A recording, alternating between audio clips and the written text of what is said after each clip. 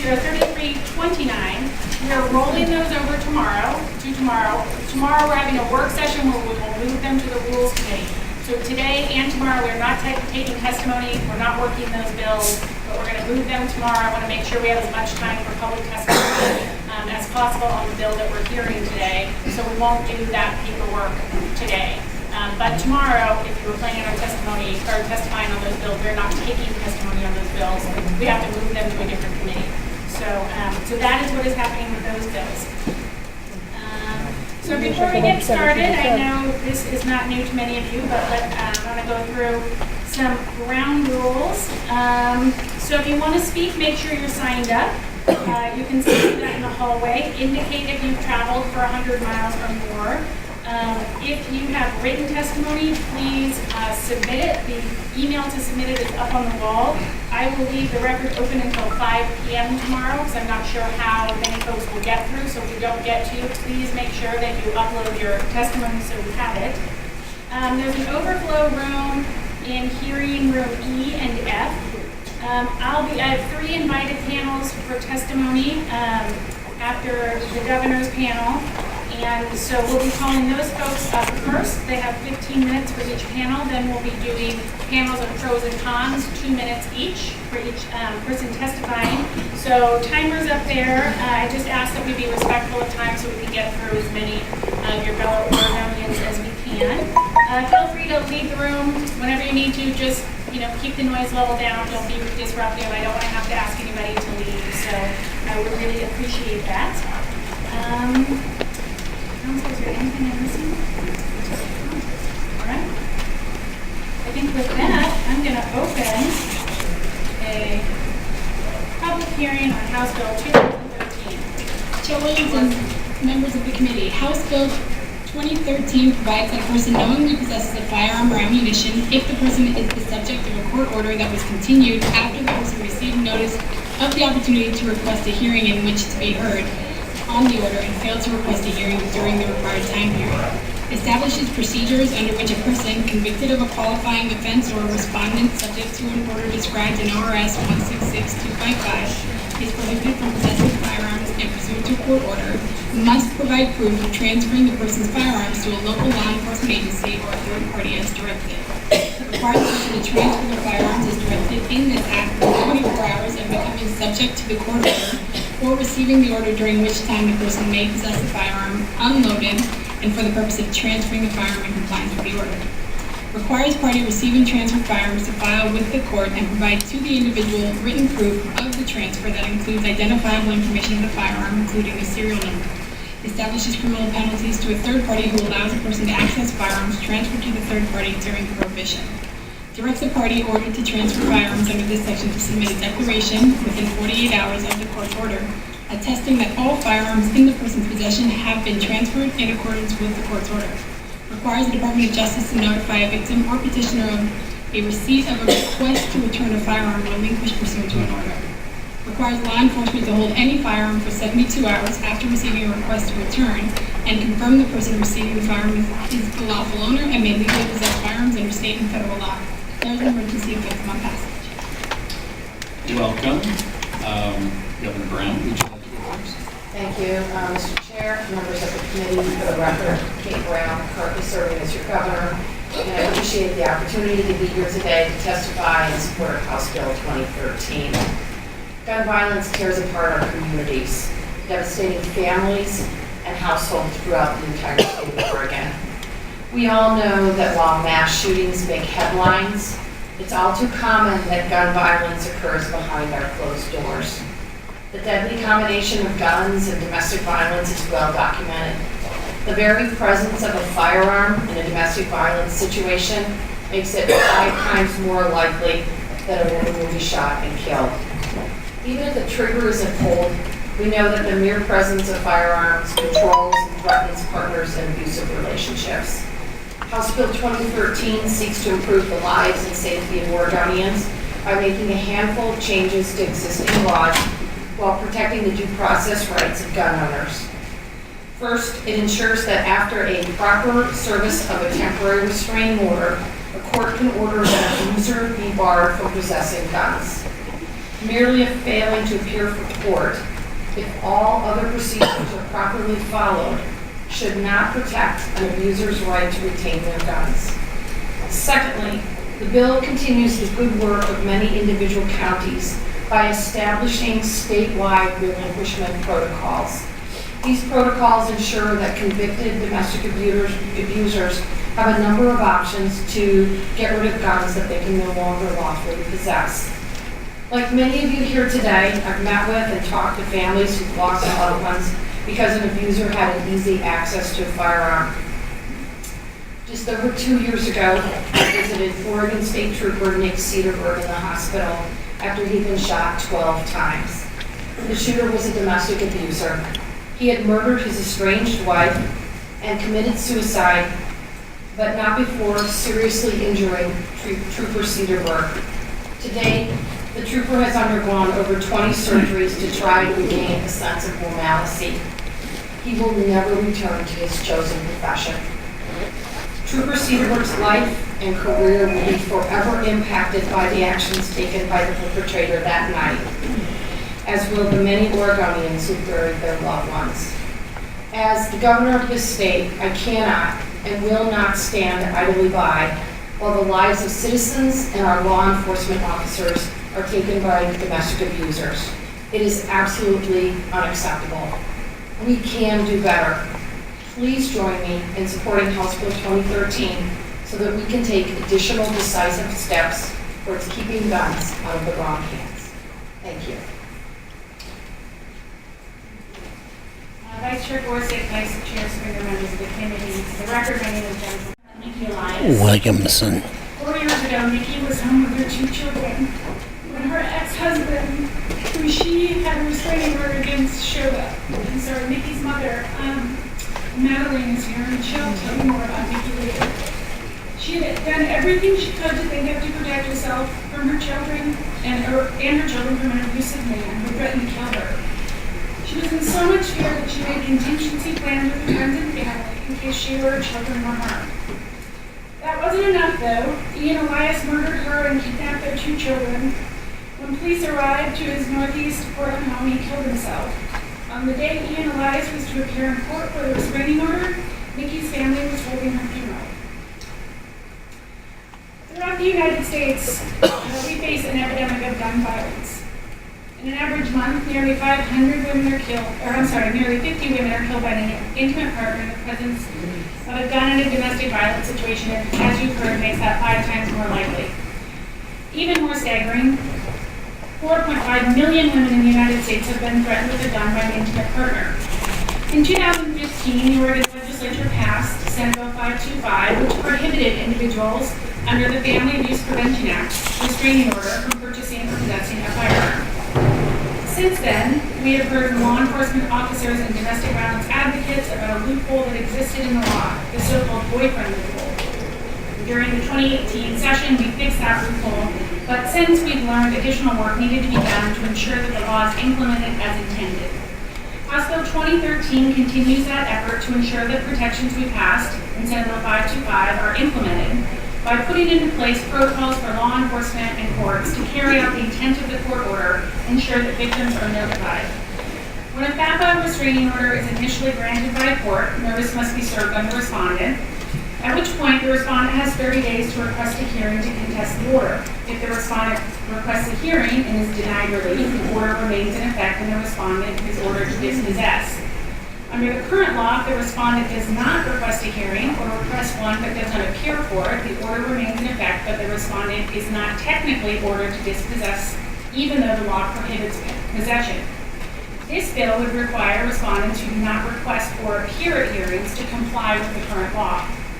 Further, we've heard from law enforcement that the process for dispossession was unclear. Under the current system, when a person is subject to a qualifying order or is sentenced for a domestic violence conviction, they are informed they are not allowed to possess firearms. However, in most counties, that's the end of the process. There is no inquiry into whether they currently own firearms or follow up to confirm that they have dispossessed and are in fact complying with the law. While in a few of our larger counties have developed their own protocol along with dedicated law enforcement personnel to enforce them, they are few and far between. This bill puts in place a clear system for people who are no longer legally allowed to possess firearms to dispossess themselves of those firearms. They will be required to turn over their firearms either to a law enforcement agency, a gun dealer, or a third party. They will then be required to file a declaration with a court affirming that they have dispossessed themselves of firearms. Failure to file a declaration could lead to being held in contempt of court. Finally, this legislation addresses a significant flaw under our current system. Right now, victims are not notified when the respondent is about to receive their firearms back at the expiration of the order. This bill requires law enforcement, before giving the firearms back to the owner at the expiration of a qualifying order, notify the Department of Justice so that the petitioner can be made aware that the firearms are being returned. Colleagues, this is one thing that we know for sure is that firearms and domestic violence are a deadly combination. 76% of women murdered by an intimate partner were stalked first. And according to the Oregon Violent Death Reporting System, 62% of intimate partner homicides in Oregon were killed by a firearm. Behind those numbers are people like Nikki, whose lives are cut short by a terrible act of violence because their abuser had easy access to a firearm.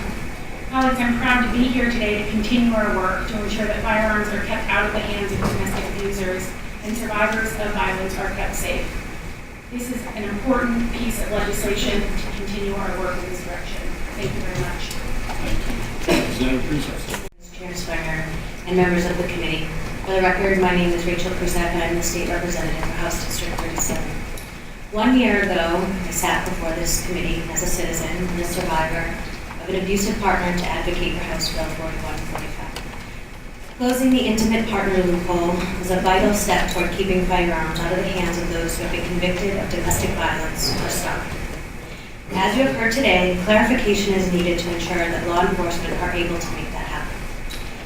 I'm here to give voice to those who have experienced this kind of violence and to prevent another woman from a traumatic, potentially deadly experience. I am here to speak for the 1 in 3 American women who, research tells us, will be impacted by domestic violence, and those who are 5 times more likely to die because a gun is involved. When I was 16, a high school football player turned his attention toward me. We began dating. Within a few months, the attention evolved into controlling behaviors laced with violent undertones. His temper grew short, the threats peaked, and he became increasingly aggressive. Thankfully, my parents helped me secure a restraining order. One day, he came to my house with a gun. He flashed it at me, demanding that I walk with him so we could talk things out. He pointed the gun at my side as we walked. I was able to placate him, and he let me go. He was arrested for violating the restraining order then and several other times. Soon after I left my hometown for college and escaped, he continued to show up unannounced at the home of my parents, and the worry never left me. To deal with the trauma, I turned to religion. I truly felt like my life was at constant risk. When I later learned that he had died, I experienced a sense of relief, knowing that I would be safe from him. House Bill 2013 is an important next step in preventing gun violence. It provides law enforcement with the clarity they need to ensure that the intimate partner loophole is actually closed, and those individuals who shouldn't have guns don't. This legislation will save lives, so I urge you to support House Bill 2013. And thank you. Thank you. Questions for this panel? Yes, Representative. Thank you. Representative Williamson, how does this bill differ from the Lautenberg Amendment? Because Senate Bill 525 of 2015 was to bring Oregon law consistent with federal law in the Lautenberg Amendment. Is there a loophole in the Lautenberg Amendment, or does this go beyond the Lautenberg Amendment? Vice Chair Gorsuch, Representative McLean. We'll have technical experts following us, but as I understand your question, when we passed House Bill 4125, so House Bill or Senate Bill 525 aligned us with federal law. What the difference was, in Oregon we define family differently than in the Violence Against Women Act, and so House Bill 4145 brought the family definition under Bill 525 in line with the family definition under Oregon law, which is more expansive. And so that was that our law enforcement officials had the ability to tell who was subject to a FAPA restraining order that included a prohibition on possession of weapons. This bill doesn't change any of that. This bill puts in place a clear way in which someone who wants to comply with the law can prove that they're complying with the law. So it doesn't change the at all. And the follow-up question is,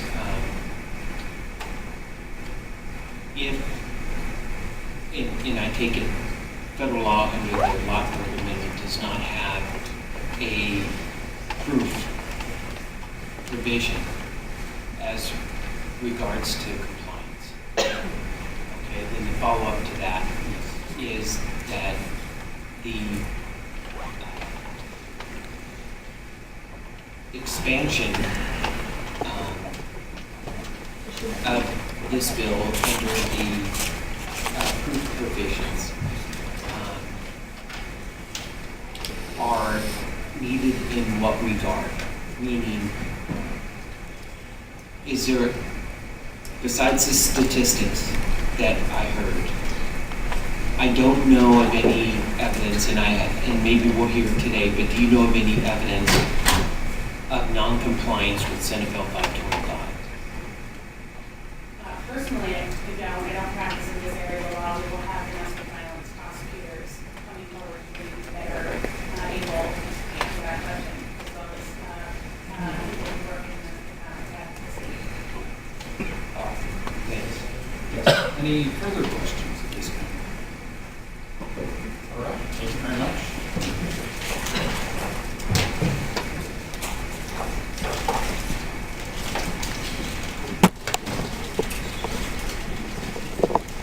Okay, so if Cherry Mills, Stephanie Hall, and Sybil Hebb could come up, you are the next. Chairwoman and Senate Committee members, thank you for the opportunity to testify today in support of House Bill 2013.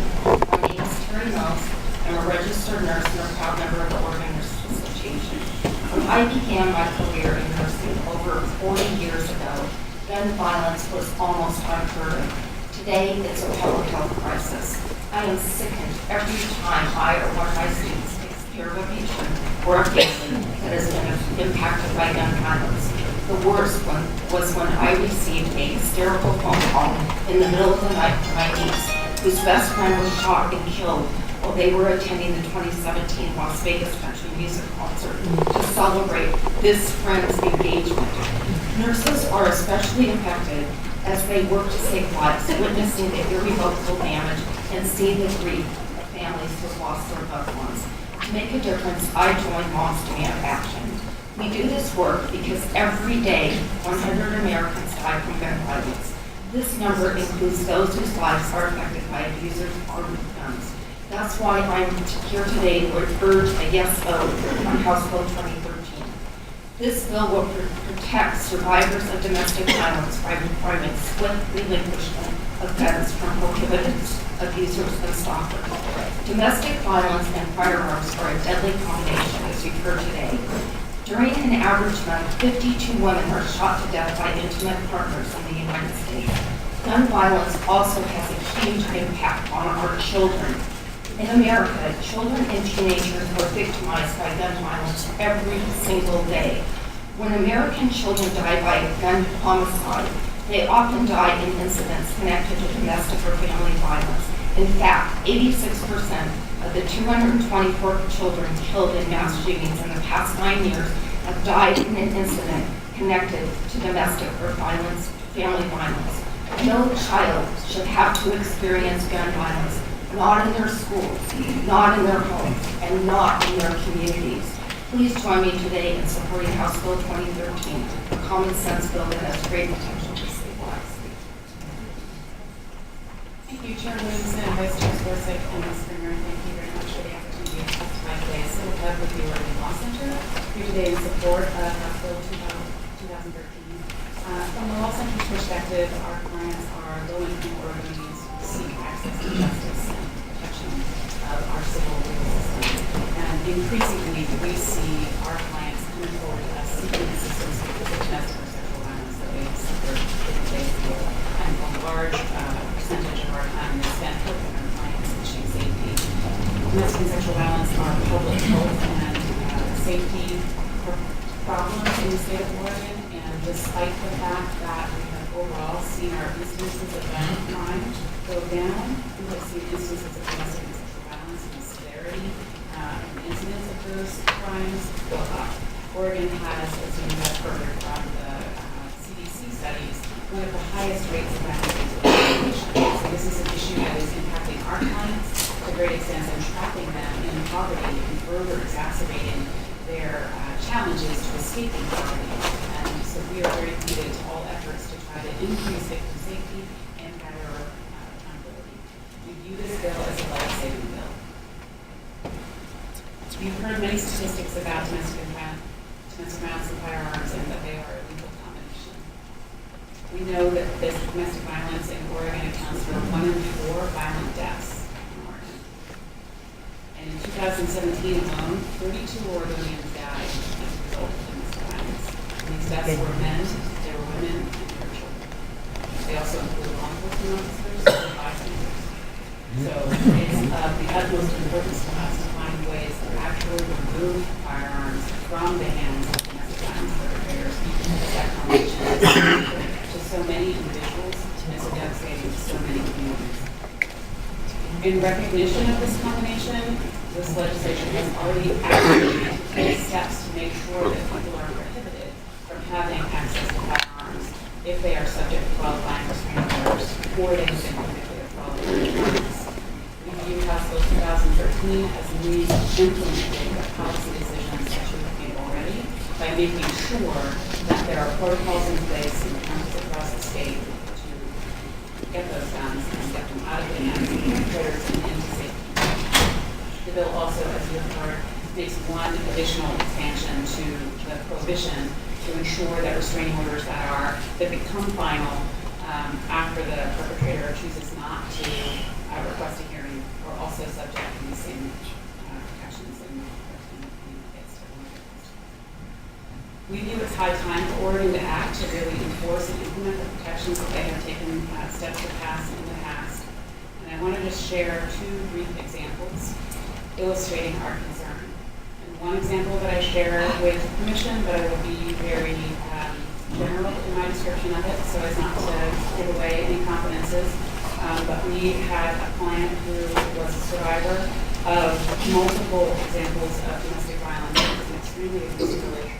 She took steps to protect herself and her children in a rural area and got a restraining order, and the perpetrator continued to have access to his guns, and she eventually had to have intervention because the perpetrator was in the home with the gun, threatening to shoot himself in front of the child. So imagine the trauma that was as a result of that incident. And I think that House Bill 2015 that was in place at the time could have ensured that that gun was not available to that perpetrator at the time. Another example I'll just briefly share comes from the Statesman Journal, and it involves a woman named Cassie Wagner, who was a nurse in Silverton. And she filed a restraining order against her partner, her ex-partner, as she was attempting to leave, which we know is one of the most dangerous times for a survivor. She filed that restraining order on July 21st, and 40 days later she was dead as a result of being shot. So we really appreciate that thought that's gone into this bill, and we hope for its passage.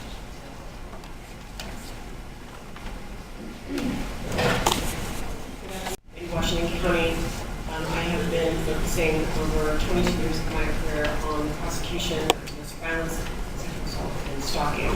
I'm here representing the Oregon District Attorney Association. The Oregon District Attorney Association is supporting this bill in its entirety, with the exception of remaining neutral on the provision that requires dispossession of firearms when no hearing has been held on a restraining order. Independently, Rod Underhill from the Warren County District Attorney's Washington County. Patty Perlow from the Wayne County District Attorney's Office. Those elected officials are in support of the bill in its entirety, including the provision that I previously mentioned. And they want to make sure that was on the record. Specifically, some of the things that we know, we've already heard about domestic violence An average of 760 Americans are killed annually with guns by their spouses, ex-spouses, or their intimate partners. And we also know that an American woman is fatally shot by her partner every 16 hours. Dr. Jacqueline Campbell, professor at Oxford University School of Nursing, who's been studying domestic violence for 35 years, has done an extensive amount of research in this area. It has found that 70% of the women who are killed by their partners have been abused by that same person prior to their deaths. And additionally, that if victims were previously threatened with a gun by their partner, the risk of death jumps even more dramatically, leaving the abused 20 times more likely to be killed by that person. One of the additional statistics that we know is the most dangerous for a domestic violence victim is when they finally made that very difficult and challenging decision to leave their abusive partner. When they're remain in these relationships for a variety of reasons, or often an extended period of time. And when they do finally leave, the likelihood of being killed is astronomically higher. And we know that this is the time that the victims of domestic violence are obtaining restraining orders. And because it is such a much more lethal time for them, this is the time that their offenders need to be held accountable for having firearms in violation of this order. If you are under the belief that this only affects victims, it affects other people in our community, including police officers. The National Law Enforcement Officer Memorial Fund has documented that over between 2010 and 2014, domestic dispute calls led to more fatalities than any other kind of call, including burglaries or shots fired.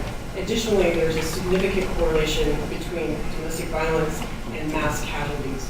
There have been a number of studies recently regarding the persons who have been involved in or perpetrated mass casualties which were about the news and their history of domestic violence and access to guns. In 2009 and 2016, there was 156 mass shootings in the United States. That is defined as an incident where 4 or more victims are murdered with a firearm during the same incidents. Of those that were studied during the period of time from 2009 to 2016, 54% of those mass shootings were related in some way to domestic or family violence. And in all of those cases, the perpetrator shot an intimate partner or a family member. These incidences led to 422 victims being killed. And of those that were killed, 40% of them were children who are caught in the crossfire of these mass killings. Of those, 42% exhibited some kind of warning sign in advance of the mass shooting, including other attempted acts or threats of violence or violations of protection orders. There are a couple of examples I think that we're all familiar with. In particular, the Pulse nightclub mass shooter, Omar Mateen, was a documented abuser with his ex-wife, alleging that he had beaten her on a regular basis and was very controlling with his behavior and made threats that he would kill prior to the 49 fatalities as a result of the Pulse nightclub in 2016. Additionally, Devin Kelly, who in 2017 shot and killed 26 people in Sutherland, Texas, in the First Baptist Church. He had previously been court-martialed due to an assault charge because of choking his wife in fracturing her infant son's skull. He had made threats that he was going to choke, punch, and kick her, and he had also pulled a gun on her and previously been threatened to kill her. And finally, the gentleman who shot at Representative Steve Scalise also had a documented history of domestic violence. So the correlation in there is very dangerous in our community. And so what can we do about it? We have over the last several years, it's been documented in the previous bills for this House Bill 4145, Senate Bill 525, have made strides in efforts to try to specifically give tools to prosecutors so that we can target the individuals that the statistics prove are putting victims and their children at harm. And so what this bill does is it just redefines and really focuses on the areas that prosecutors need to hold those people accountable. The law already says, both under federal law and under state law, that if you have a qualifying domestic violence and misdemeanor conviction for life, you are prohibited from having a firearm.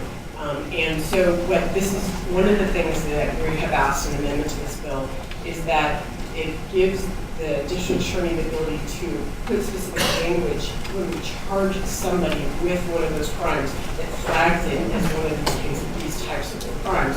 Qualified misdemeanor as defined in the law. So that at the time of conviction, that there will be a judgment that reflects that language, and that will also allow a judge to make specific findings on a separate order that will last forever. Because the judgment will come and go after a few years, because the probation is expired or their sentence is expired, and so the actual judgment is not going to be reflected. But we want an independent document that then is required under the law to be, the findings to be made and then be submitted and immediately go to OSP and LEDS and NCIC when the specific findings are flagged, so that not only can any prosecutor who has a case that comes across their desk or someone is then in possession of a firearm after those findings have been made that those charges can be filed, but any law enforcement officer would have easy access and LEDS to be able to see that if they came upon that person and under any circumstances. The other two provisions that are, I guess the last provision that is important is giving prosecutors the tool to be able to charge contempt of court when defendants do not comply with the provisions in this order. So currently we can tell them you have this conviction or you have this restraining order and you can't have a gun. So you need to come to court. In Washington County, we have a gun dispossession docket where they have to come to court and prove that they have in fact dispossessed themselves of a gun. But if they haven't, so they don't show up or they don't comply, we want to have a tool to charge them with contempt of court.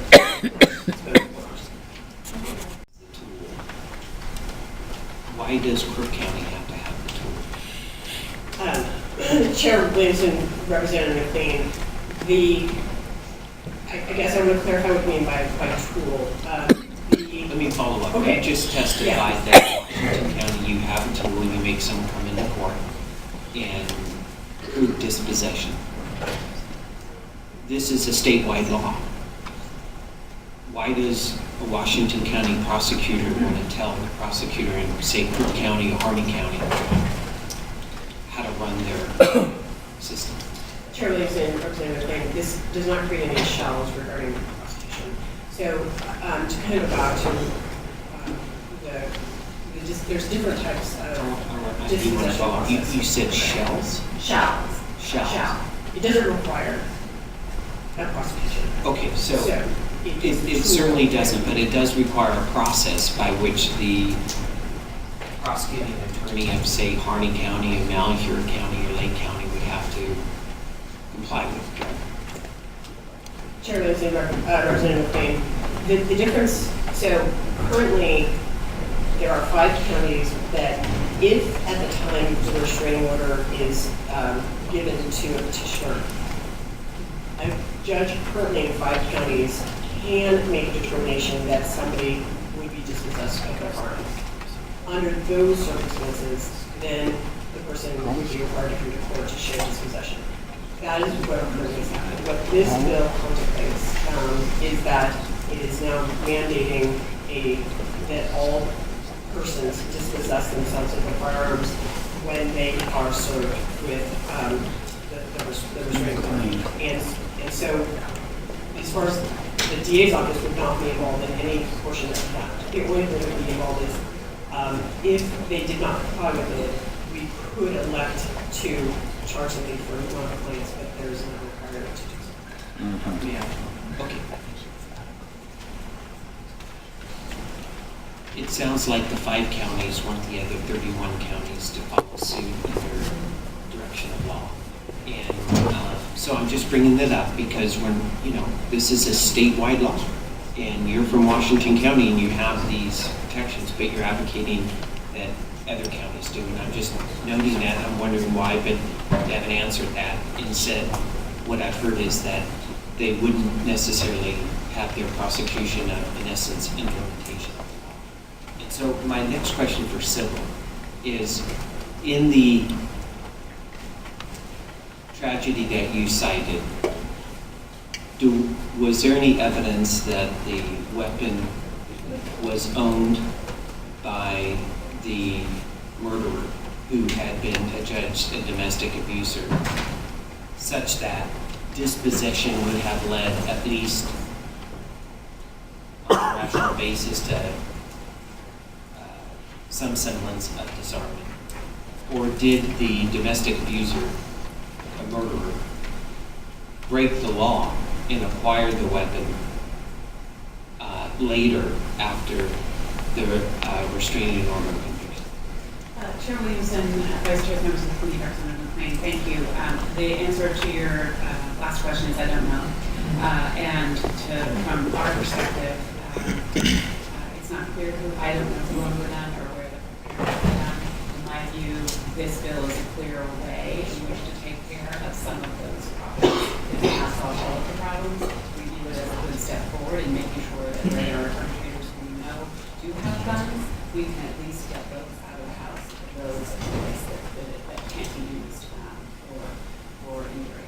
I wanted to also speak to your prior question about sort of the statewide nature of the proposal. And I think from our perspective, we have clients who are survivors who are seeking safety in every county in the state.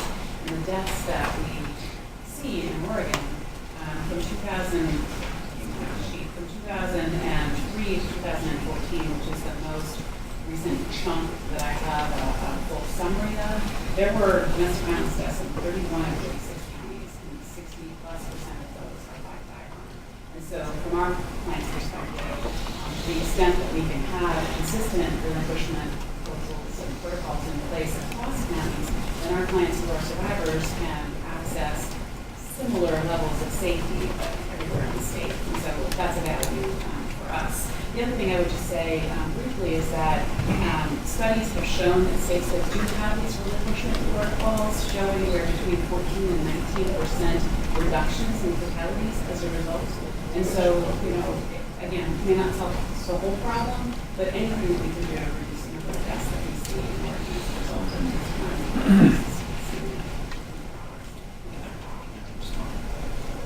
Sybil, this is presented as a loophole. And so it certainly is relevant when we think if it's a loophole compliance, then to ask why 5 counties are telling the other 31 counties what to do. I think, your argument I fully accept, but it doesn't address the issue that we have prevalent in the capital, and that is urban counties telling rural counties what to do. And so that's an issue. I have to go home and answer that. So I have to ask you that question. One final question. Is a contempt under a domestic, under a restraining order, is an automatic arrest? My understanding it is. And would a contempt and say that the individual subject to the restraining order who perhaps did not fill out the paperwork within 24 hours, therefore is in contempt, is that an automatic arrest? Chairman Williamson, Representative McLean, regarding your last question, that is not a mandatory arrest.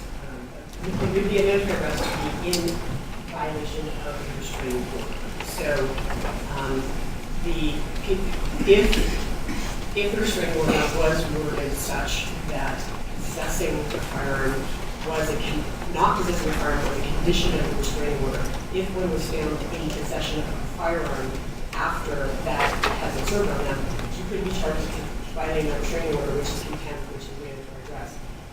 Just not complying with paperwork, that in itself is not mandatory arrest. That is a separate contempt that a district attorney would have to independently file with the court.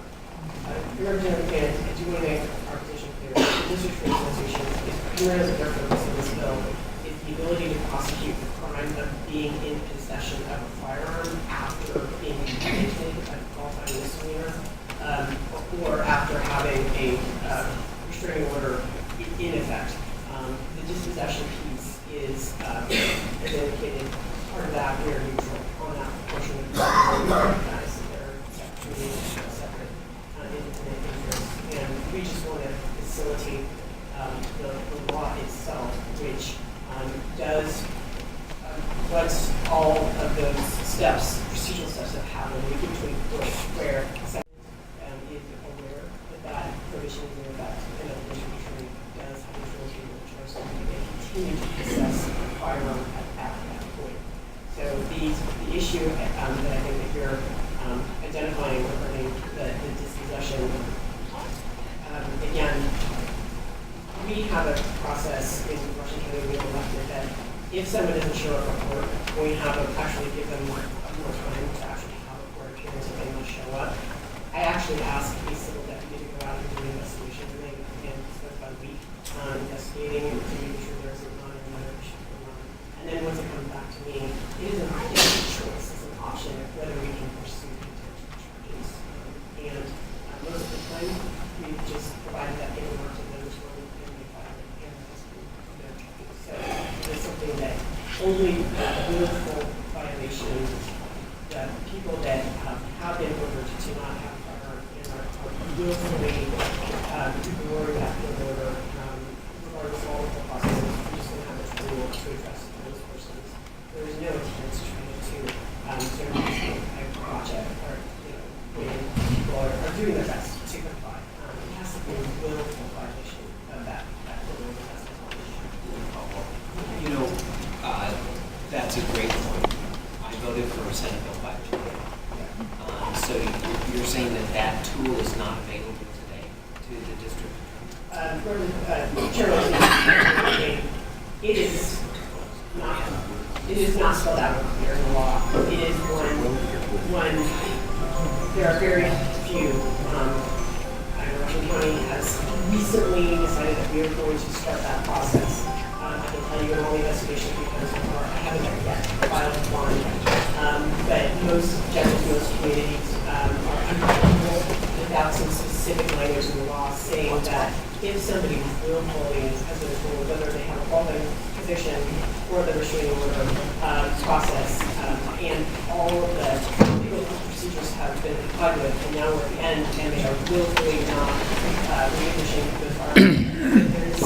There isn't anything in the law that is clear that gives the district attorney an authority to pursue that intent. Other than the generalized or refusal to apply, which is to not apply to generalized court, but that is specific to this issue. Thank you very much. Okay, I just, so you know, we have like 13 panels of people who want to testify. Okay. I heard you laid out a lot of statistics about correlations between domestic violence and mass shootings. I'm curious, do any of you have the statistics that take it a step further that would do more specifically with this bill about those, the gun violence, the mass shootings, and how those would affect somebody who actually has DV convictions more protected? Because we have all the statistics correlating with DV and domestic violence, but I'm curious, and it's just you can submit to the record, but I would love to see the specifics on those that had, were in violation of a conviction or protective order in that situation.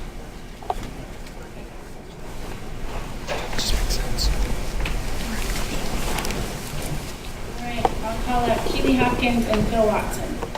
My name is Keely Hoskins. I'm the state director for the National Rifle Association, here today on behalf of our members in opposition to House Bill 2013. We have a few concerns about the bill, including the process used for the underlying protective orders, but the concern that I'd like to highlight today is the conflict that's set up with the surrender process provisions of the bill that will occur if it passes into law.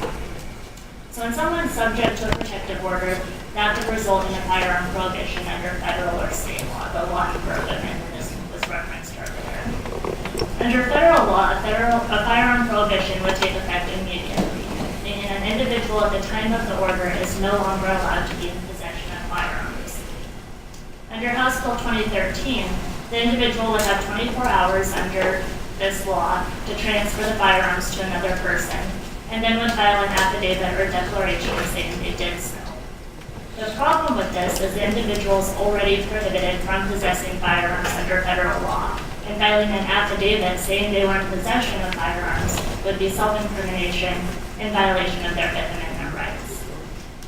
So the language of the bill does say they may file, but we're concerned that an individual trying to do the right thing would file an affidavit, which could then be used against them as evidence that they were in possession of a firearm in violation of federal law. And in fact, this type of federal prosecution does occur. For example, in the case of U.S. v. Hancock in the year 2000. The individual in this case was served a protective order, they relinquished their firearms to law enforcement, and then they were prosecuted for being in violation of federal law, for being in possession of those firearms. This felony conviction was challenged and it was upheld. So in effect, if you follow the state law that would be imposed under House Bill 2013 and you transfer your firearms, file an affidavit, you could then potentially be federally prosecuted. It's for these concerns that we're opposed to the bill, but we're certainly happy to discuss any of these concerns with members of the committee further. Thank you, Chair, members of the committee. For the record, Phil Watson with the Firearms Policy Coalition. Here today with a very nuanced no on this bill opposed.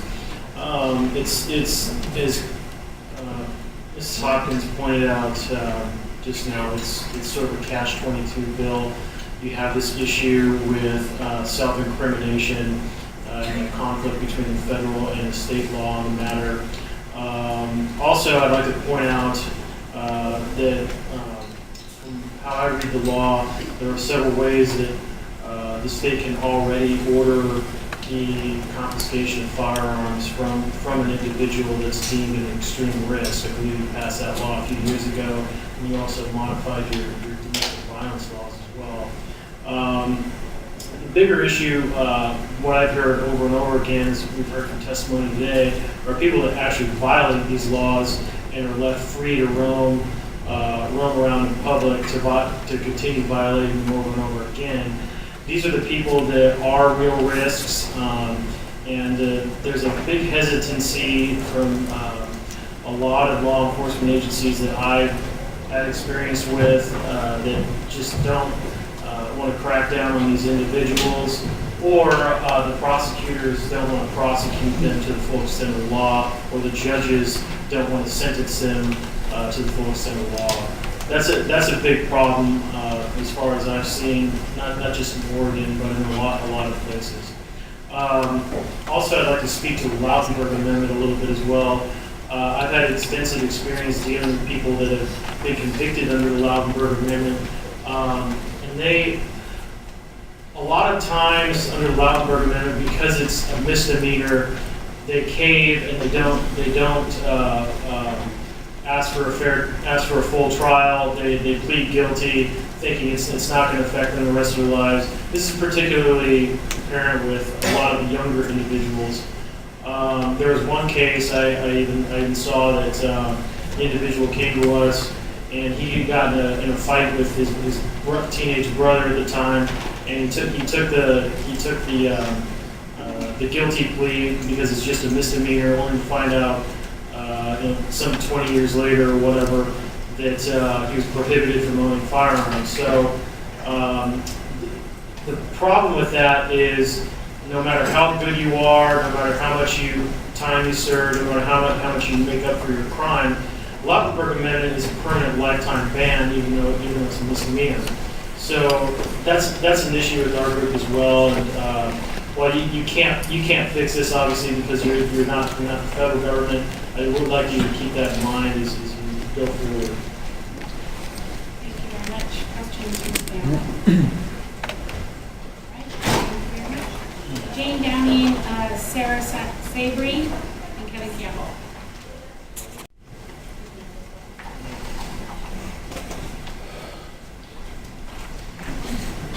And so we know who's up next is Bill Crugan, and I will apologize right now for all of the names that I mispronounced. We will have it.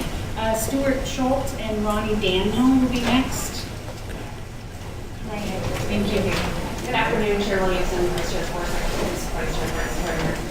My name is Sarah Sabri. I'm the Senior Assistant Attorney General with the Department of Justice. I'm the Domestic Violence Resource Prosecutor, and I'm here on behalf of the Attorney General to support House Bill 2013. As the Domestic Violence Resource Prosecutor, I am the department's in-house expert on technical issues and concerns regarding domestic violence. I have worked as a specialized domestic violence prosecutor for nearly 14 years. According to research by the National Coalition Against Domestic Violence, the presence of a gun in a domestic violence situation increases the risk of a homicide by at least 500%. Approximately 4.5 million American women alive today have been threatened by an intimate partner with firearms. Approximately 1,000 women are murdered annually by intimate partners. 2/3 of them are killed with guns. Already in 2019, we have had at least 18 domestic violence-related homicides in Oregon across 12 separate incidents.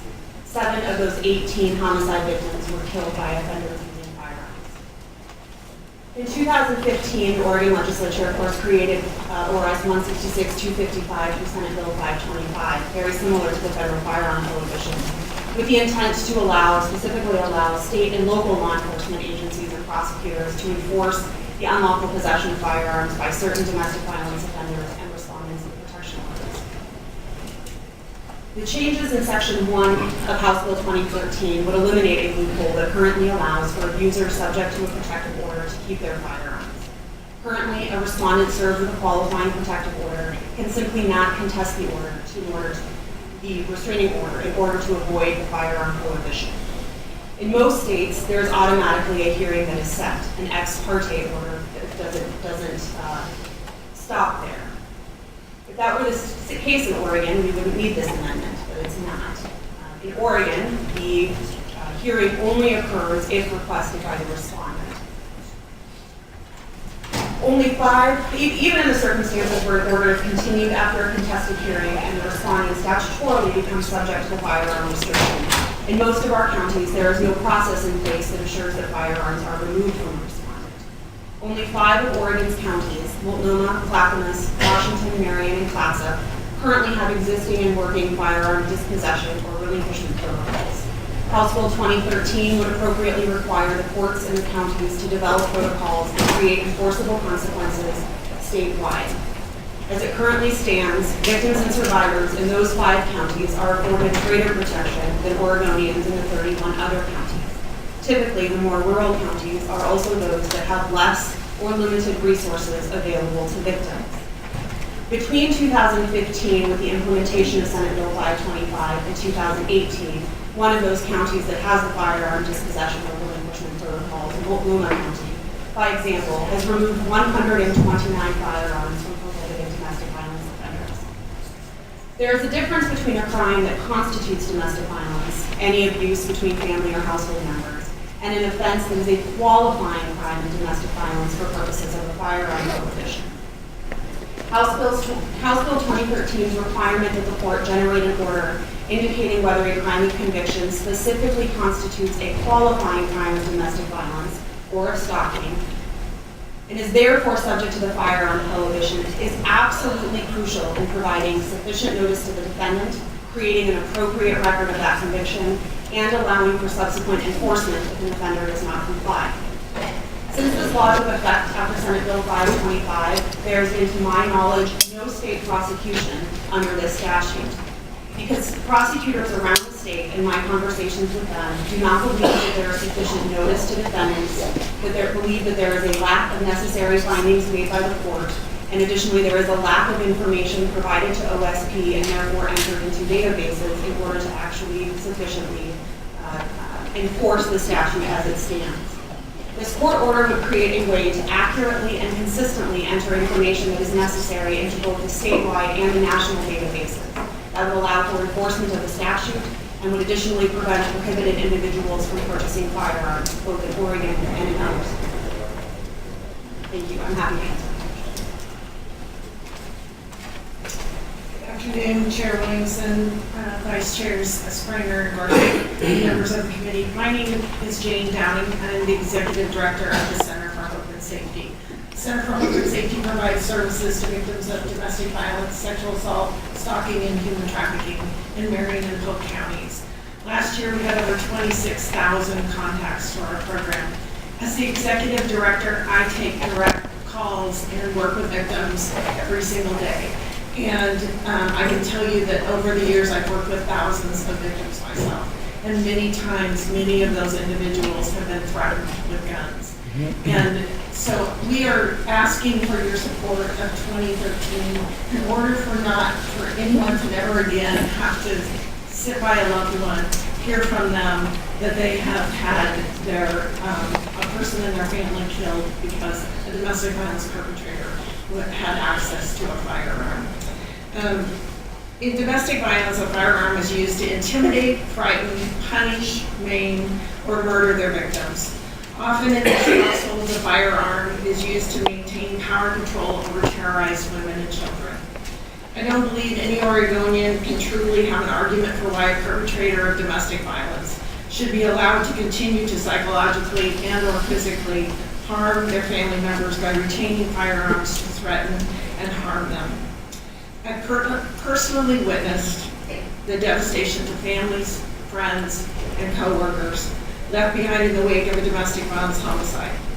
I've looked in their eyes, I've held their hands, I've seen their pain and despair. They never recover. They're never able to move on from this because it's a senseless death. There's no reason why this has to take place in our state or in our country. You've heard all the statistics. I'm not going to tell you anymore, but I just want you to know that there are many people in this audience, there are many people that will listen to this that have felt this firsthand. And you hear the emotion in my voice, you hear the emotions in their voice, because this is such a personal issue for so many people. So I'm asking you to take this next step with House Bill 2013, fix the loophole, do things that are going to help families in Oregon be safer. And I just want to thank you. I know this is a really tough job to be doing, and you have a lot of folks on both sides that feel very strongly about this. But I appreciate all that you've done already to keep Oregonians safe, and I appreciate all the things that you've done to help victims of domestic and sexual violence in Oregon. And thank you for the things that you'll do going forward that will make a real difference for individuals in our communities. So thank you. You mentioned that in your view, in the Attorney General's view, this would appropriately extend it to 31 counties, and of course that is a political view. So let me ask the question in the inverse. Is there anything in the law today that would prevent Harney County from implementing the program that you described in the 5 other counties, mainly the urban counties? Not that I'm aware of. Thank you. I'm sorry. Thank you. This may be for council. An interesting point was brought up from the last panel, I believe it was, and so I've been going through the bill. If I understand correctly, after the order has been issued, the person that the order is against has 24 hours to relinquish firearms to a third party. And then within 48 hours of that order, they have to return documentation to the court, if I understand it right. But in those 24 hours where they're relinquishing, based on the cost daily, relinquishing those firearms, putting them in the trunk of the car, driving them to Bendy or wherever.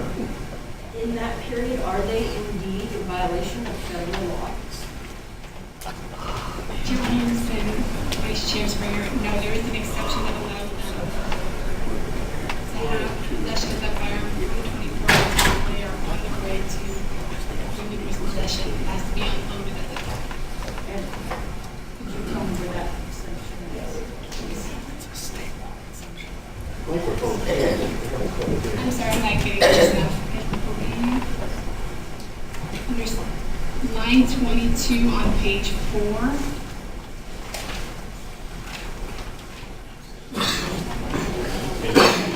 So while they're going, we'll go ahead and call up Bill from Stuart Schultz and Bonnie Daniel. And up next will be Hillary Ludwig, Amy Webster, and Jerry Burke.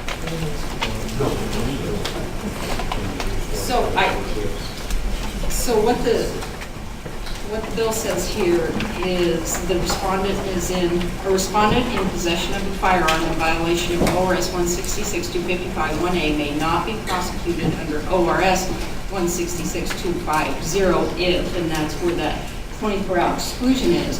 But ORS 166-250 is a state law, not a federal law. So they can still be prosecuted under federal law?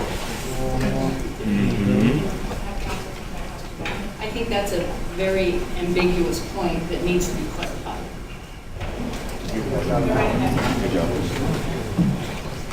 Madam Chair, Mr. Vice Chair, Madam Vice Chair, Representatives, my name is Bill Kuhn. I live in Monroe, Oregon. And some 53 years ago, I took an oath to defend and protect the Constitution of the United States. That's why I'm here today. I feel some of these laws that would be enacted in this case, eliminates the ability of the accuser to confront, the person to confront his accuser. Further, he has to incriminate himself in violation of the Second Amendment or the Fifth Amendment. I think the bill is very vague and very confusing. It needs to go back to the working panel and develop language that is very specific. In the process of listening to the testimony, I hear firearm. I didn't hear firearms.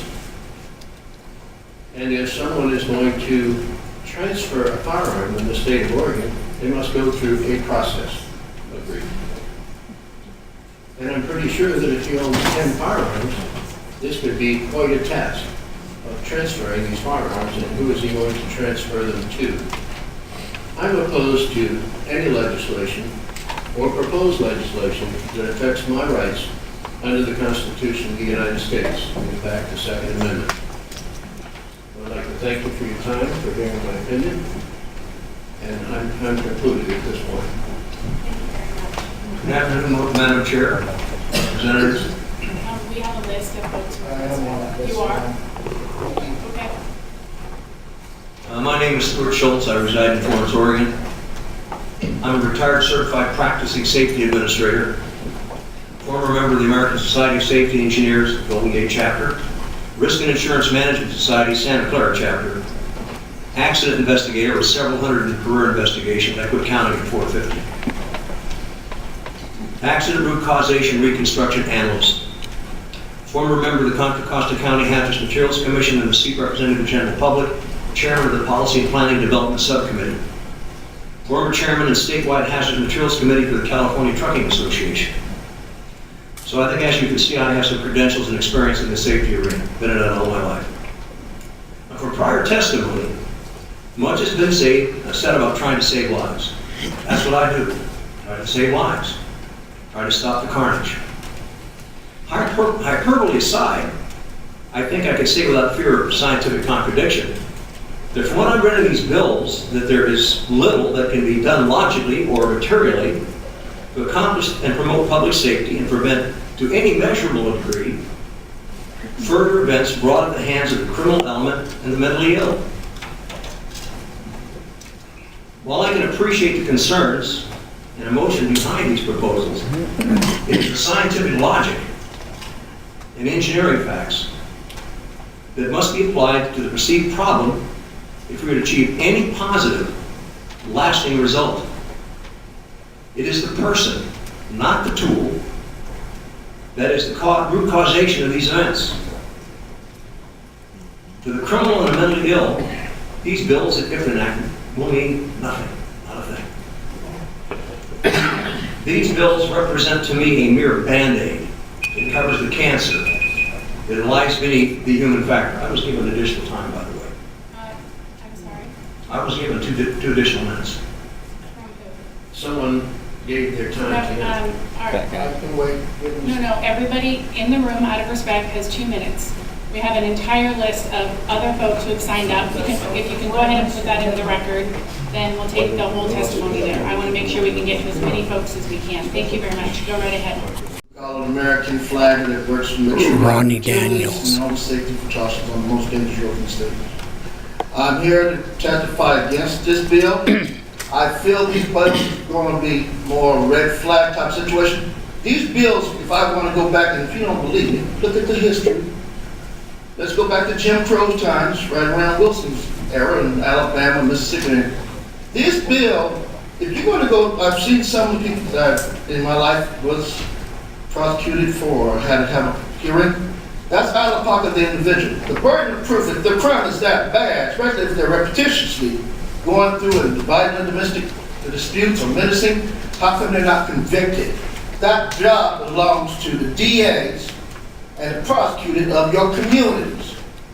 Why is that not being done enough? What I see is since 2017, property crimes and everything else has gone up, and we want to blame the gun. The domestic violence has gone up. Is it drug related to meth? Is it drug related? Opiate related? I don't see those questions answered in this bill. You're going to go through, in my opinion, charge a bill, and at the same time, we're going to make the person spend $3,500 minimum to defend himself on a court order, and then you're going to assume that he's guilty by taking away his gun rights, and then directly you send a message to the federal government, and if they do be found that they were sane or anything of the nature, they can't get the gun rights back in this state. And in my opinion, and based on what I've seen so far, with some of the other red flag laws that passed in California. And I'm just saying, as a private citizen, this is a slippery slope we do not need to go down on. We have priorities. We need to work on supporting our law enforcement and getting the prosecution rates up and getting these people out there. Yes, I've been a victim of domestic violence when my parents were growing up in LA, but at the same time, accountability belongs, the burden of proof belongs to the state. Thank you very much. Thank you. All right. Judiciary Committee members. My name is Amy Wexler, and I'm here to testify in support of House Bill 2013, which grant much-needed protections to Oregonians who are surviving domestic violence. I am a member of the Oregon chapter of Moms Demand Action for Gun Sense in America, and have been since the shooting at Umpqua Community College in October 2015. I am also a lawyer and a member of the Oregon State Bar. In a previous position, I worked with students at Portland State University in their Student Legal Services Department. I assisted students in obtaining a restraining order or a stalking order and represented them if there was a contested hearing. These students had a real and present fear for their lives, particularly if they knew that their violent partner possessed a firearm. As they well knew, the most dangerous time for them was when they chose to leave the relationship. And they rightfully feared that their partner would turn their weapon on them, both because they were now publicly outed as an abuser in the restraining order, and researchers believe because of their loss of power and control over their partner. While I was doing that job, there was often no hope for a firearm to be turned over to police if it was known that the abuser possessed one. While Oregon law prohibits an abuser's possession of a firearm, there is no mechanism for relinquishment. This is a glaring hole in our laws to protect survivors of domestic violence. House Bill 2013 would close that hole and give peace of mind to people currently fearing that his or her former partner could use their gun against them. Oregon has been a leader on this issue before, and now is the time to join 19 other states like California and Colorado who require relinquishment of firearms for those people who are subject to final domestic violence restraining orders. These states have a 10 to 12% lower total rate of intimate partner violence and a 14 to 16% lower rate of intimate partner gun homicide. In Oregon, in 2016 alone, there were 37 deaths due to domestic violence. Of those deaths, 19 were firearm fatalities. Thank you. Chair Williamson and members of the committee, thank you for the opportunity to testify today.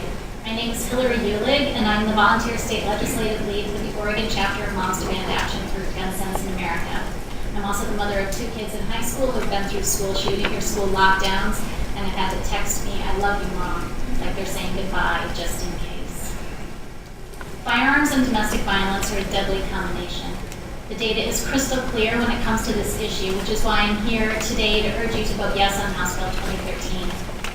State legislators across the country have recognized the need to act, filling deadly gaps in state laws that allow abusers easy access to firearms, including here in Oregon. Over the past several years, this state has been a leader in passing legislation to help prevent partner firearm homicide. This means we know this law impacts overall domestic homicide and not just homicide by firearm. I urge you to vote yes. Good afternoon. Can you move the microphone a little bit closer? Great, thank you. Good afternoon. My name is Jerry Bird. I'm a pediatric social worker, CASA, and mother of 4. But I'm here today on behalf of Melissa Ray, whose testimony I'm going to read exactly as she wrote it. She couldn't be here today. My name is Melissa Ray. I'm a veteran, pistol coach, and recreational shooter, and it shouldn't be surprising that I'm testifying for House Bill 2013. I served 9 years in the military. I was a first responder on September 11, standing in the rubble of what was the Pentagon. On December 11, 2012, I survived a mass shooting in Clackamas Mall. I fired 16 shots from an AR-15, killing 2 people and wounding a third. He pointed the gun in my face and pulled the trigger. His gun jammed and he did not know how to fix it. He went on to kill himself with a pistol. Unfortunately, this was not the first time I faced the threat of gun violence. I got married while on active duty. When we moved in together, I found an AK-47 in the closet. My husband told me that when his first wife left him, he took that gun and camped out in the backyard of the man he suspected of sleeping with her. There was more than one story of this nature. Simultaneously, I got a new boss at work. He and I got along well, I thought, until one night he tried to kiss me and I rejected his advances, and he became violent. He grabbed me by the hair and slammed my head on the desk. I didn't really know who to turn to for help because my boss was buddies with the supervisors. My husband, he might use that weapon in the closet. They knew my boss had a gun. He bragged about threatening his wife with it. I also felt that the police couldn't help me because despite the clear danger, there was no legal way to remove guns in the situation. Ultimately, I was able to remove myself. I'm asking you to pass the law because you run out of time. Thank you very much. Okay, so Gordon Morrison, Sanders Ford, sorry, Scott Freshwaters. Next up will be Natalie Garcia, Tim Howard, and Melissa Earlbaum.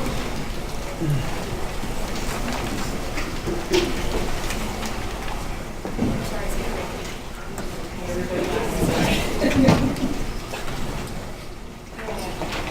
Hi, my name is Gordon G. Morrison. Madam Chair. I'm a Republican Precinct Committee person, Navy veteran, a safety officer, and a father, most importantly. I was the victim of an unjust order that this happened to me during a nasty divorce. My ex was vindictive, filed against me, and I lost my rights. I've been defending myself in court to regain my rights, but in the interim, I followed the law, relinquished my firearms to a friend of mine who was a retired state trooper, and during the year, again, this is part of my rights. I regained them, but I was presumed guilty until I proved my innocence instead of the other way around, which is supposed to be characteristic of our system of jurisprudence. Furthermore, the notion that women are helpless is offensive to me. I have 2 daughters, both of them are very successful and driven young women. One of them is on a Naval State Group, the other one's a medic in the Oregon Army National Guard. She's got to be deployed. Both of my girls have been trained from the earliest age in the effective use of firearms. Very responsible, very, very effective. They won't be intimidated. If you want to actually help them, empower them. A woman can just as easily be a victim of something like this by an unrighteous claim by a domestic abuser. She could lose her right to possess firearms and then generally be subject to being defenseless, being accosted by somebody with a firearm themselves. I urge people to revisit this legislature altogether. Thank you. Yes, my name is Sandra Cordero, and I am a citizen of Marion County. Thank you, representatives, for listening to us today. We really appreciate the opportunity. You know, I had a statement prepared, but as I listen to these people over here and I hear the people on this side, I realize that it's probably better suited for me to tell you that I am also a victim of domestic abuse. I wasn't going to share that today, but I will because I believe it's prudent to this argument. I was a victim of abuse where there were no guns involved. I know that a car can be used as a weapon. I know that a telephone can be used as a weapon. I also know that a golf club or any other kind of weapon can be used. And have had that experience. I've been threatened. I've feared for my life multiple times. But I do understand also that there's a certain element of society that will never listen to the laws. They will never. They don't care what you tell them. They don't care what you're telling them today. They don't care what the laws that are in place are. They don't care what comes, what's passed. They will still do what they want to do. There are angry people out there. I know men that are abuse victims as well. So I stand here today to ask you also, like the person here next to me, to please revisit this, because I believe that what this does is this challenges the 90% of the law-abiding citizens in this country for the 10% that will never follow the laws. It doesn't matter what your laws are. They still will find a gun, they still will find a car, they still will find a golf club, or anything else they can get to go after women or men, either way. I live in Central Oregon, and I've been a resident of this great state for about 52 years. Grew up in Bend, Oregon. To expand on what this nice lady said, let's make Oregon a real leader, and under Section 1, sub 26, lowercase p, where it says physical force, let's make anybody who has a restraining order that threatens physical force or not only subject to firearms surrender, but let's make it apply to baseball bats, knives with blades in excess of 4 inches, cars, ropes, wine bottles, large rocks, table lamps, claw hammers, anything else that can be used as a weapon. If somebody is bent on hurting somebody else, and they have that evil intent, yeah, if there's a firearm handy, they may pick it up and use it. But there are, as you know, weapons that can be used. And I just listed a few of them. You listed some different ones. I'm not trying to be facetious here. I'm just trying to prove the point. And I have a couple quotes here.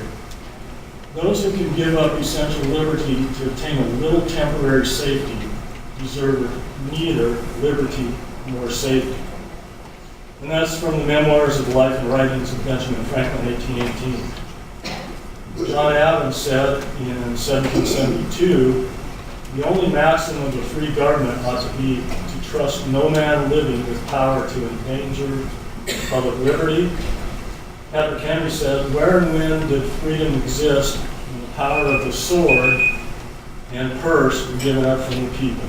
That was 1788, Patrick Henry. Thank you very much. Thank you very much. Madeline, Tim, and Melissa, and next up, Cole, Rainey, Mark, Nofinzer, and Tom Hart. Cheryl Williamson, I signed the wrong sheet. Okay. 2505, correct? Okay.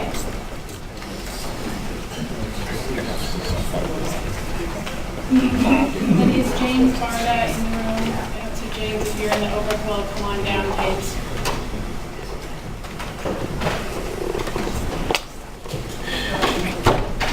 Chair Williamson, Vice Chair Spengler, and Gorsuch, members of the committee, thank you for the opportunity to provide testimony. I'm going to keep my comments very short because I know there's someone sitting next to me with lived experience that has some things to share. I just wanted to point out that from the domestic violence perspective, we are talking about men, women, and children, and folks who identify from all various genders. not solely looking to be this protection. And what I want to say as a domestic violence advocate, I don't know if this name is Melissa, as a domestic violence advocate for over 20 years, one of the things that I can tell you is that we would often hear from folks that the guns in the home were being used to threaten, scare, harm them. And when the most recent legislation passed and we were able to put a protocol in Clackamas County for the dispossession piece, the conversation changed with victims. Because what I would hear when I was talking to victims is, okay, so they're not allowed to have a gun, but what happens to the guns that are in the house now? What's going to happen to the access that they have now? We didn't really have an answer for that. We didn't have a way to respond to that. Because we have a protocol in Clackamas County, we have a way to respond to that, and victims are more comfortable pursuing that option for safety. And so that's what I'm here to share with you and encourage you to consider that opportunity for victims across the state, regardless of what county they live in. Hello, my name is Madeline Garcelon. I live here in Salem, and I'm the ordinary face of a mother and of a grandmother whose life has been forever impacted by gun violence in a domestic situation. My beautiful, beloved daughter, Nicolette Elias, was brutally murdered, shot 7 times with a 9mm Glock on a Monday morning in her own home on November 10th, 2014.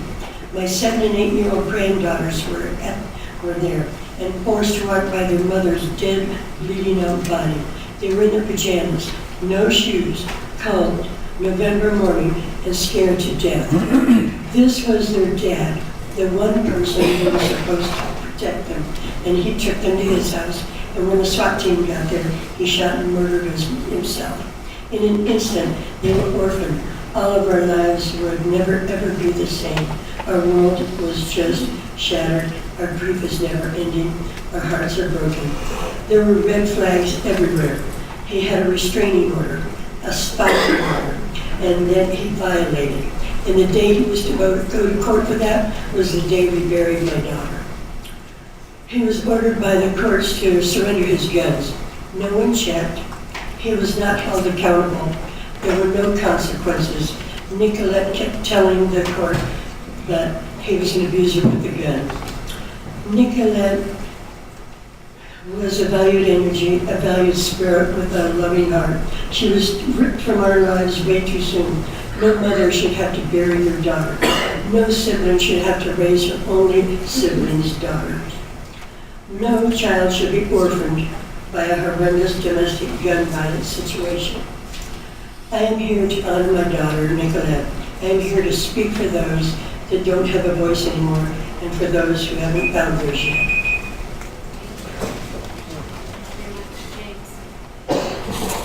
Children First World War, and we've heard powerful stories about domestic violence on the women, also on the children as well. There's nationally 2,900 children are killed because each year 1,700 are homicides. And gun violence is the second most common cause of death among children. So we also heard in the news about the mass shooting in schools. That is a small fraction. In fact, vast majority of deaths from guns for children occur at home. 85% of children aged 12 or 18 who are killed by a gun. So, unfortunately, the research on the effects of domestic violence with guns on children is sparse. But we know anecdotally, we just know that abusers use violence for millions of children to make their point, to show their anger. And I know there is lots of different things in this, but it's simply too easy for too many people that have access to guns when they are being violent. And so, this passage of Fiscal 2013, which has been extensive domestic violence protections, is being an important step in protection. Thank you all very much. So, Cole Rainey, Mark Milford, and Thomas Hart, and then we have 1, 2, 3, 4, 5, 6 more panels signed up in 10 minutes. So So I know we're not going to be able to get through it all, so if you have written testimony, please either leave it over here, upload it. I'll leave the record open until tomorrow at 5 o'clock in case you didn't write it down and you want to write it down and I don't have the ability to call you up. So I apologize in advance. We've got about 10 more minutes, so go right ahead. Good afternoon, my name is John Sark. I'm from Josephine County. I'm here to oppose Senate Bill 2013, or House Bill 2013 on behalf of my sister. In 2016, she was forced to move out of her home to shelter herself and her 2 young children from an abusive alcoholic husband. With few possessions other than the clothes on her back and an inexpensive Ruger pistol with which to protect herself and her kids, she applied for a restraining order. As is often the case, her abusive ex-husband enlisted a lawyer who filed a reciprocal restraining order to strengthen his position in the coming custody battle. My sister came to me in tears, asked me to take possession of her only means of defense against her ex's raging blackout drunks. According to the current law, as her sibling, she was legally allowed to transfer it to me, and eventually, months later, when the judge vacated the ungranted restraining order, I was able to transfer it back. Unfortunately, due to paperwork delays, it was many months before she would be able to pass a background check without a delayed response, in spite of the fact that the restraining order was rescinded. She would have been completely unable to defend herself during this time under the new law. Her only options would be to surrender to law enforcement, transfer to a gun dealer who would charge storage fees and background check fees for its return. At a time when providing food and shelter for her children was almost beyond her grasp. Luckily for them, this evil man drank himself to death before following through on his threats. But she genuinely feared for her life during that traumatic time. This bill is well-intentioned, but if it is abused, it presents an unreasonable burden to some of the most vulnerable members of our society. For that reason, I urge you to table this bill or amend it to allow transfer to and from qualifying family members as provided in Senate Bill 941. Thank you. My name is Mark Knopfsutter. I'm a lifelong Oregonian and enjoys my Second Amendment rights, and I just believe this is a feel-good bill that really doesn't do anybody any good. I know that your legislatures and that make laws and these papers are coming alone. I think this gentleman said all I need to say really, but I will add to it. Do you think somebody that is intent to do evil with a gun is really going to care about this law? It's not going to help one thing. It's only going to make us law-abiding citizens have more loopholes to jump through. I think a way to fix this problem is when that person comes for a restraining order, figure out how to get them a concealed weapon, how to teach them to use it. I'm going to feel good when my granddaughter's old enough to conceal carry.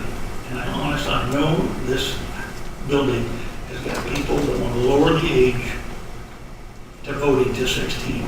And I'm all for that if we'll tie it to concealed handgun age limit also. I'm good with my granddaughter having a concealed weapon at 16. I don't know if she's smart enough to vote, but I know she can handle herself. And I just think we really have to think about this in a different way. Hi, my name is Cole Rainey, and I just wanted to go over a couple different ideas. When I look at gun control policy, I look at the intent of the legislation, and the intent of this legislation seems virtuous, and I'm not totally against this legislation, but I'm noticing a slew of gun control bills that are just flooding both chambers of the legislature. And I think it all has to do with big money, and I'm going to expose why. Kate Brown, who this bill is, this is Kate Brown's bill. Kate Brown took $25,000 from a known Nazi collaborator, George Soros. This man literally sold out his own people to keep himself alive. And personally, I would have rather died than sold out my fellow man.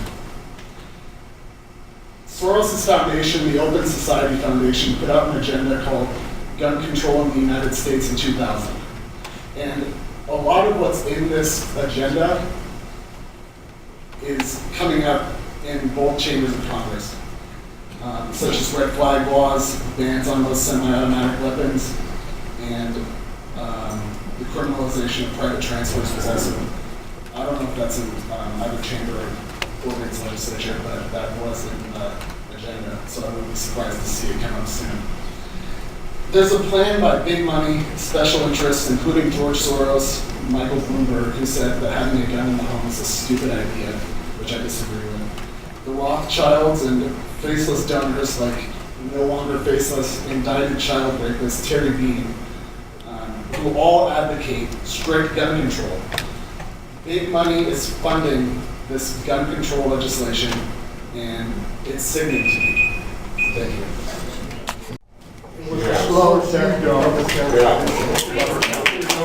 Secretary of State says Jerry Gilwan, I think, sorry, Jerry, Curtis Schultz, and Marlene Robbins. All right, Renee Barnes, I'll just call some folks up. John Woods, David Sass. I'm going to send my wife out. Okay. She can spend the night. Say your name for the record. Go right ahead. Thank you for your time. I'm Renee Baines. Oh, thank you. A victim of domestic violence myself. So I understand where some of you are coming from. I personally disagree with any new laws for guns, on the age, or the ammo. Our second was written in clear language. Third party is held responsible if the first party obtains said firearm. Well, now, if the first party obtains said firearm by illegal means, the third party, the one that ends up with the firearm and all the paperwork that goes with it, has no control of that. They cannot put a cage around their whole property to keep said first party out of it. Therefore, I believe this is to be unlawful in its entirety. There is way too much paperwork to abide by this. Paperwork causes storage shortages, issues. Police are inundated with paperwork now. And then they have to let the perp go, causing more revolving doors. Who determines stability? Does the perp get a court hearing within 24 hours? This will only gridlock the whole system. My solution is get the mental the help they need. Don't step on my second. Thank you very much. My name is Kurt Schultz. I'm a precinct committee person, House District 49, House Chair, co-captain, I feel very sorry for all the people who have gone through domestic violence. My big concern here is actually two. One is the restoration of the rights to the individual once they've been cleared, if they are cleared. And that what one of the other folks said, it takes a long time to get their firearms rights back and get repossession of their weapons. The other item that I mentioned is that one of the options that you have here for surrendering is to the dealer. And I work for a dealer part-time, and he probably doesn't have room to store all this.